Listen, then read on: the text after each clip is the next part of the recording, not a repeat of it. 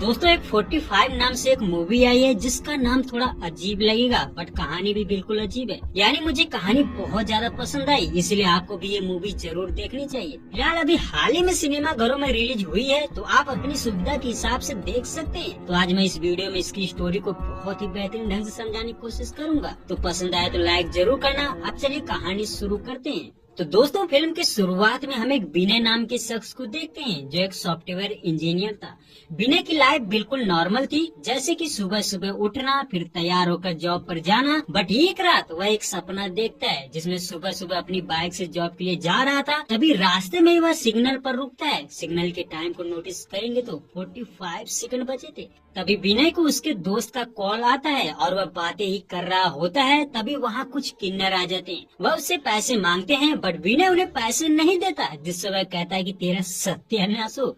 उसके बाद देखता है कि सिग्नल ग्रीन होने वाला था। इतने में उसे एक और कॉल आता है। विनय उस फोन को भी रिसीव कर लेता है, बट उसके बाद जैसे वह आगे बढ़ता है तो उसकी बाइक के सामने कुत्ता आ जाता है। अब वो कुत्ता विनय की बाइक से टकरा कर मर जाता है। विनय उस कुत्ते को भी इग्नोर करके जैसे ही आगे बढ़ता है तभी अचानक एक ट्रक उसे टक्कर मार देता है, जिससे विनय तुरंत मर जाता है। अब जैसे विनय की नींद खुलती है वह एकदम डर चुका था, क्योंकि उसने सपना ही ऐसा देखा था। उठने के बाद भी उसको अजीब सी चीजें महसूस हो रही थी, जैसे वह मर गया हो। वेल अब विनय उसी तरह जॉब पर निकलता है और जब वह सिग्नल पर पहुंचता है तो वह देखता है कि सपने में जैसे 45 सेकंड बचे थे ना, वैसे ही रियल में भी 45 सेकंड बचे थे। अब वो अपने आसपास के लोगों को भी नोटिस करता है तो वह भी बिल्कुल वही बंदे थे जिन्हें उसने सपने में देखा था। और उसी तरह उसके पास किन्नर भी आते हैं जो उससे पैसा मांगते हैं, बट विनय उन्हें पैसा नहीं देता। वेल ये सब देखकर विनय हैरान था, पर तभी उसे वैसे ही कॉल आता है।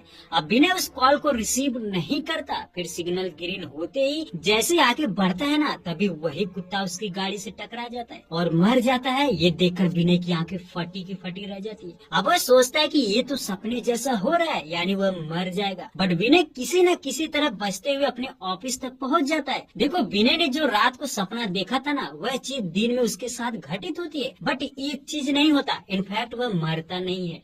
अब विनय के दिमाग में बहुत सारी चीजें चल रही होती है। वह अपने पीसी पर सर्च करता है कि अगर कोई इंसान मर जाता है तो उसके साथ क्या होता है। ये सर्च करने पर उसे एक वीडियो मिलता है जिसमें बताया जाता है कि इंसान के मरने के बाद उसकी आत्मा शरीर से तो निकल जाती है, बट निकलने के बाद उसे समझ नहीं आता कि वह कहाँ जाए। इसलिए वह फिर से शरीर के अंदर एंटर करने की कोशिश करती है, बट वैसा नहीं होता। फिर उसकी शरीर को जब जलाकर नाश कर दिया जाता है तो आत्मा एकदम भटकने लगती है। तभी यमदूत आते हैं, वह उस आत्मा को पकड़कर यमराज के पास ले जाते हैं और वहाँ पर यमराज जो भैंसे पर बैठा होता है वह अपने दूतों से कहता है कि इस शख्स का 45 दिन के अंदर का हिसाब करो, यानी उसने कितना पाप किया है कितना पुण्य किया है, फिर उस हिसाब से उसको सजा मिलेगी। विनय ये सब देख ही रहा था कि तभी उसके पास दो लोग आते हैं जो उसे जबरदस्ती मार रहे थे। विनय उनसे पूछता है कि आखिर उसने क्या किया है, बट वह नहीं बताते। वह दोनों विनय को पीटकर गाड़ी में बिठाकर एक जगह ले जाते हैं जहाँ पर वह देखता है कि ढेर सारी भैंसें थी। विनय के साथ ये जो चीजें हो रही थी ना, बिल्कुल इस वीडियो की तरह, यानी उसने जो वीडियो में देखा था कि यमदूत उसे उठाकर यमराज के पास ले जाते हैं, तो वैसा ही यहाँ पर भी महसूस कर रहा था। अब विनय को वो गुंडे एक रायप्पा नाम के शख्स के पास ले जाते हैं जो काफी गुस्से में था। दरअसल विनय ने जिस कुत्ते का एक्सीडेंट किया था ना, वह कुत्ता किसी और का नहीं बल्कि रायप्पा का ही कुत्ता था, जिसका नाम था रोजी। रायप्पा उस कुत्ते को अपनी माँ समान मानता था, इसलिए उसके मरने की वजह से काफी ज्यादा गुस्से में था। तो रायप्पा यहाँ पर विनय को तो कुछ नहीं करता, बट उसे धमकाते हुए कहता है कि जिस तरह तुमने मेरी माँ को मारा है ना, उसी तरह मैं भी तुझे 45 दिन के अंदर मार दूंगा। अब ये कहकर उसे छोड़ दिया जाता है। विनय जैसे वहाँ से छूटता है वह बहुत घबराया हुआ था। उसे डर था कि रायप्पा उसे मार देगा, इसलिए वह दौड़ते हुए कमिश्नर के पास पहुँचता है। उससे सारी बातें बताता है, बट कमिश्नर उसकी बातों से कंफ्यूज था।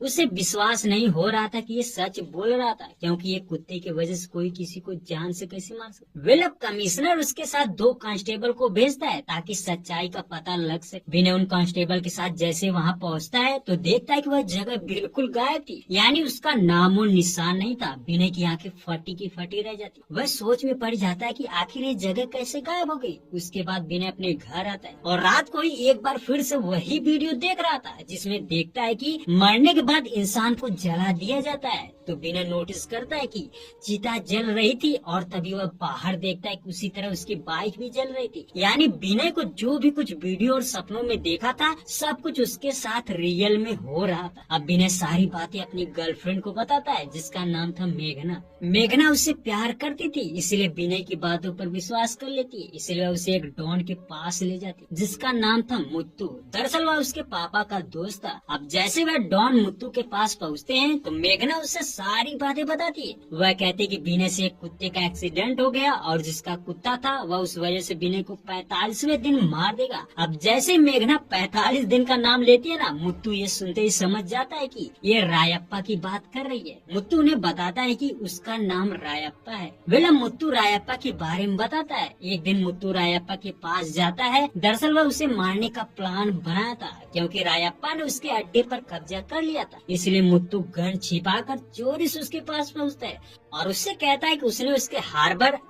अड्डे पर कब्जा करके गलत किया है। अब ये सुनते ही रायप्पा उसके एक बंदे को मार देता है और उससे कहता है कि तू मुझे मारने आया था। यानी रायप्पा को पता चल जाता है, इसलिए रायप्पा उससे कहता है कि तूने मुझे मारने की कोशिश की इसलिए मैं तुझे 45 दिन का समय दे रहा हूँ।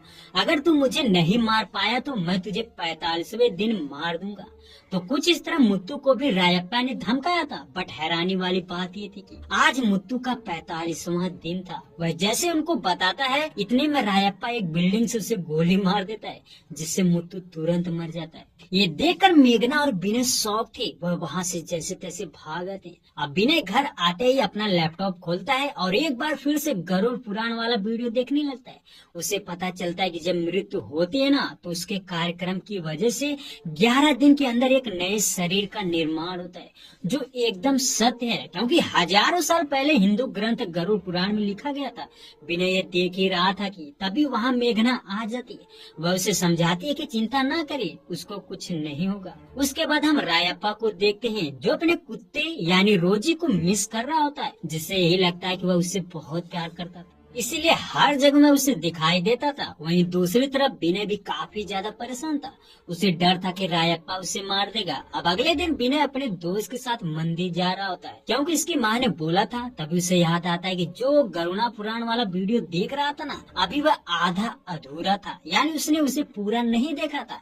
इसलिए वह रास्ते में ही एक बार फिर से लैपटॉप में गरुड़ पुराण को देखने की कोशिश करता है। वैसे आपको पता है कि विनय गरुड़ पुराण में जो भी देखता था वही चीजें रियल में उसके साथ घटित हो रही थी। तो यहाँ पर वह देखता है कि जब 11 दिन के बाद आत्मा को शरीर मिल जाती है तो उस शरीर को यमदूत खींचकर कांटा लोक में ले जाते हैं, जहाँ पर बड़े बड़े कांटे होते हैं। तो उसे घसीटते हुए वहाँ से ले जाते हैं, जिससे उस शरीर को बहुत ज्यादा कष्ट झेलना पड़ता है, या यूँ कहे कि यह एक प्रकार की नर्क में सजा। और इतने में वहाँ पर एक कांटा उसके चेहरे पर जा लगता है, जिससे वह आत्मा बुरी तरह घायल हो जाती है। वेल यहाँ पर विनय देख ही रहा था कि तभी उसकी कार का शीशा टूटकर उसके चेहरे पर जा लगता है, जिससे विनय घबरा जाता है। दरअसल यहाँ पर रायप्पा एक बार फिर से विनय के पास आता है और उसे धमकाते हुए कहता है कि अब उसके पास सिर्फ 20 दिन ही बचे हैं, जो करना है कर ले।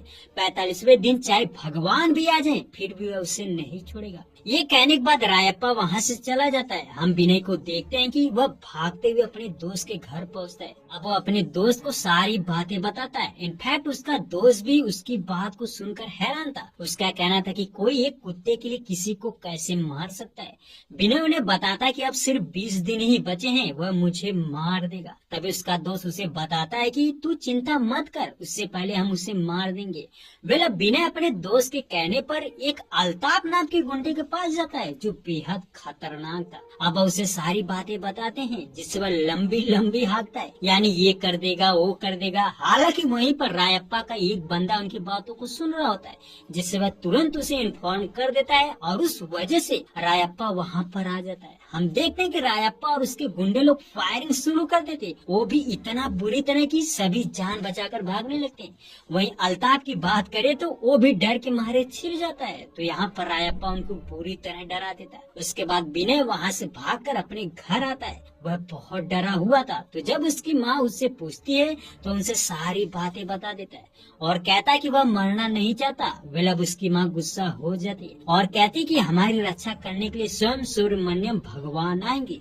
वह जैसे ही भगवान को अपनी रक्षा के लिए बुला रही होती है, वहीं पैरेलल हम एक शख्स को देखते हैं जिसका नाम था शिवा। वह सुब्रमण्यम की पूजा कर रहा होता है। उसके बाद वह जब वो घर आता है तो देखता है कि मोहल्ले में एक औरत अपने पति की वजह से परेशान थी। उसका कहना था कि वह उसका ख्याल नहीं रखता और बहुत ज्यादा पीता है, इस वजह से वह भला बुरा बोलती है। तभी जब उसका पति घर से निकलता है ना, तब वह सीढ़ियों पर गिर जाता है जिससे उसे चोट लग जाती है। अब चोट लगते ही उसकी वाइफ उसकी चिंता करने लगती है। ये देखकर शिवा उनको अच्छे से समझाता है। उसके बाद वह एक दुकान पर जाता है। दरअसल वह जगह उसकी ही थी, इसलिए वह इस औरत से किराया लेने गया था, बट वह बातों ही बातों में उसे फंसाती है, यानी वह किराया नहीं देना चाहती। हम देखते हैं कि उसी दुकान में विनय भी बैठा था। वह एक बार फिर से गरुड़ पुराण देखने की कोशिश करता है। वह देख पाता है कि जब आत्मा को कांटा लोक से दंड मिल जाता है तो उसके बाद उसे दुख और कष्ट के समुद्र में डाला जाता है जिसमें आत्मा तड़पती रहती है। वेल अगर आत्मा को इस समुद्र से बचना है तो उसे नंदी का चित्र बनाकर पूजा करनी पड़ेगी, जिससे नंदी खुद उसे समुद्र से खींचकर बाहर निकाल देगी। अब विनय देख ही रहा था कि तभी शिवा उसे डिस्टर्ब कर देता है, जिस वजह से दोनों में बहस हो जाती है। उसके बाद विनय जैसे ही वहाँ से निकलता है तो वह देखता है कि रायप्पा के गुंडे उसका पीछा कर रहे होते हैं और उनमें ही एक बौना था जिसका नाम था बच्चन, या यूँ कहे कि वही उनका बॉस था। अब वह विनय को एक बार फिर से परेशान करने लगते हैं। तभी हम देखते हैं कि जस्ट वही बगल से एक नंदी गुजरती है। फिर उसके बाद शिवा वहाँ पर आ जाता है, यानी जो भी चीजें गरुड़ पुराण में बताई जा रही थी सभी चीजें सच में हो रही थी। तो यहाँ पर शिवा उससे बचा लेता है और बचाकर जब उसे अपने घर लाता है तो उसे सारी बातें पूछता है, क्योंकि वह देखता है कि वह बहुत परेशान था। वेल अब विनय उसे सारी बातें बता देता है और कहता है कि अब उसके पास सिर्फ 16 दिन बचे हैं। ये सुनकर शिवा उससे कहता है कि वह इसी चक्कर में जीना छोड़ दिया है। जब उसे पता है कि वह 16वें दिन मर जाएगा तो उससे पहले वह खुल के जी ले। शिवा उसे जो भी बताता है विनय को समझ नहीं आता, वह वहाँ से चला जाता है। हालांकि शिवा उसकी मदद करने को बोल रहा था, बट विनय उसे हल्के में ले रहा था, उस वजह से उसे मना करके चला जाता है। दूसरी तरफ अल्ताफ विनय के साथ मिलकर रायप्पा को मारने का प्लान बना रहा था, क्योंकि अल्ताफ को भी रायप्पा ने 45 दिन का समय दिया था। इसी वजह से वह सोच रहा था कि उससे पहले ही उसे मार देंगे। हम देखते हैं कि तभी वहाँ शिवा भी पहुँच जाता है। वह उनसे कहता है कि आखिर प्लान क्या है, मुझे भी बताओ, बट उसे कोई कुछ नहीं बताता। इतने में वहाँ रायप्पा आ जाता है। वह एक बंदे को उनके सामने ही जान से मार देता है और धमकाता है कि चाहे तुम लोग जिसके पास जाओ मैं तुम्हें नहीं छोड़ूंगा। अब रायप्पा को देखते ही अल्ताफ अपने लोगों के साथ भाग जाता है, बट शिवा हिम्मत करके उसके पास जाता है। अब रायप्पा उसे जैसे देखता है तो चौंक जाता है। दरअसल रायप्पा पहले से ही शिवा को जानता था, इनफैक्ट वह अच्छे दोस्त भी थे, बट रायप्पा उसे बताता है कि इसने मेरी माँ को मारा है, इसलिए चाहे कुछ भी हो मैं इसे नहीं छोड़ूंगा। वे इतना कहकर वह चला जाता है। हालांकि शिवा की पिछली लाइफ क्या थी, आखिर रायप्पा उसे कैसे जानता था, ये सब तो यहाँ नहीं बताया जाता, यानी थोड़ी देर बाद जानेंगे। वेला विनय की गर्लफ्रेंड उसको थिएटर के बाहर बुलाती है। विनय वहाँ जाता है तो देखता है कि तेज बारिश हो रही थी और मेघना बाहर खड़ी होकर भीग रही थी। दरअसल मेघना के घर वालों ने उसकी सगाई कर दी थी, उसी वजह से वह विनय को बार बार कॉल कर रही थी, बट विनय ने फोन नहीं उठाया था। तो यहाँ पर मेघना उससे कहती कि अब वह अलग हो जाएंगे। ये सुनते ही विनय बहुत दुखी होता है। तभी वहाँ रायप्पा के गुंडे आ जाते, वह मेघना को छेड़ने की कोशिश करते हैं, बट विनय गुस्से में था इसलिए उन्हें बहुत पीटता है। तो यहाँ पर विनय भी मेघना की खुशी खातिर उससे अलग होने का फैसला लेता है और कहता है कि तुम मेरे बिना खुश रहोगी। वेल अब अगले दिन रायप्पा अपने लोगों को देखता है कि उनका बुरा हाल था, क्योंकि विनय ने उन्हें मारा था, इसलिए वह गुस्सा होकर विनय को मारने की कोशिश करता है। हम देखते हैं कि विनय अपने ऑफिस में बैठा था और रायप्पा एक बिल्डिंग से उसे शूट करने की कोशिश करता है, बट वहाँ शिवा आ जाता है। वह विनय को लेकर जाने लगता है। अब रायप्पा भी ट्रक से उनका पीछा करता है। ये चेस सीक्वेंस काफी खतरनाक था। रायप्पा पूरी तबाही मचा देता है, बट वह विनय को नहीं मार पाता। हालांकि यहाँ पर विनय को समझ आ चुका था कि शिवा ने उसकी जान बचाई है। वेल अब एक बार फिर हम गरुड़ पुराण की तीसरी सजा जानते हैं।